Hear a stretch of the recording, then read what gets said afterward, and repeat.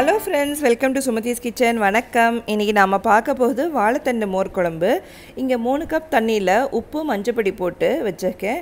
இங்க வந்து உப்பு கலந்த தண்ணியில 3 கப் அளவுக்கு வாழைத்தண்டை மெலிசா அரிஞ்சு வச்சிருக்கேன். ஏனா இது இல்லாட்டி கருத்து போய்டும் உங்களுக்கு. நம்ம போடுறதுக்கு முன்னாடியே அது வந்து கருத்து போறதுனால அந்த மாதிரி போட்டு வச்சுக்கோங்க. இப்போ இந்த தண்ணி கொதிக்க ஆரம்பிச்சோனே அதுல வாழைத்தண்டு எல்லாத்தையுமே போட்டு இப்போ நல்லா வேக வச்சு தனியா எடுத்து வச்சுக்குவோம். இப்போ முதல் ஸ்டெப் பார்த்தீங்கன்னா 3 கப் தயிரில் 1/2 கப் தண்ணி ஊற்றி நல்லா மோர் மாதிரி கடைஞ்சி வச்சுக்கோங்க. மற்ற என்னென்ன சாமான் பார்த்தீங்கன்னா 1 டீஸ்பூன் கடுகு, 1/2 டீஸ்பூன் பெருங்காயம், கொஞ்சம் கருவேப்பிலை.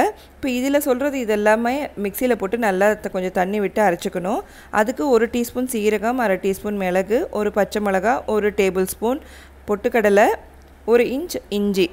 இது எல்லாத்தையுமே நல்லா நைஸாக மிக்சியில் அரைச்சிக்கோங்க. இப்போ முதல்ல மிக்சியில் அரைச்சி எடுத்துகிட்டு வந்துக்கிறேன். இப்போ பார்த்தீங்கன்னா இங்கே பாருங்கள் மிக்சியில் இந்த மாதிரி தான் நல்லா பேஸ்ட்டாக இருக்கணும். இப்போ இது கலவையை வந்து நல்லா மோரில் போட்டு நல்லா கலந்து விட்டுக்கோங்க.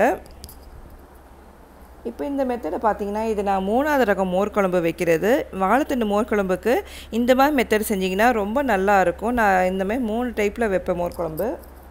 இதுக்கு இப்போ 1/2 டீஸ்பூன் மஞ்சப்பொடி போட்டுட்டு தேவையான அளவு உப்பு போட்டு நல்லா கலந்துக்கோங்க.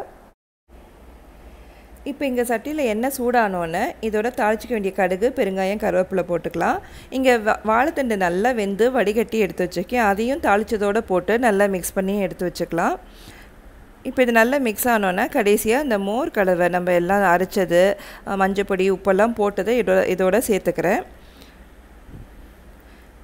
இப்போ இங்கே மிக்ஸி ஜாரில் பார்த்தீங்கன்னா 2 டேபிள் ஸ்பூன் தேங்காய் துருவலை போட்டு நல்லா மைய அரைச்சிக்க போகிறேன்.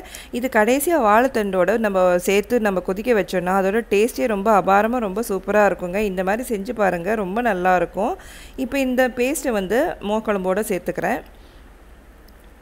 நல்லா ஒரு கொதி வரட்டும். இங்கே பாருங்கள், இந்த மாதிரி ஒரு கொதி வந்தோன்னே நிறுத்திட்டிங்கன்னா மோர் குழம்பு ரெடி. இந்த வாழைத்தண்டு மோர் குழம்பு ரொம்ப சூப்பராக இருக்கும், செஞ்சு பாருங்கள்.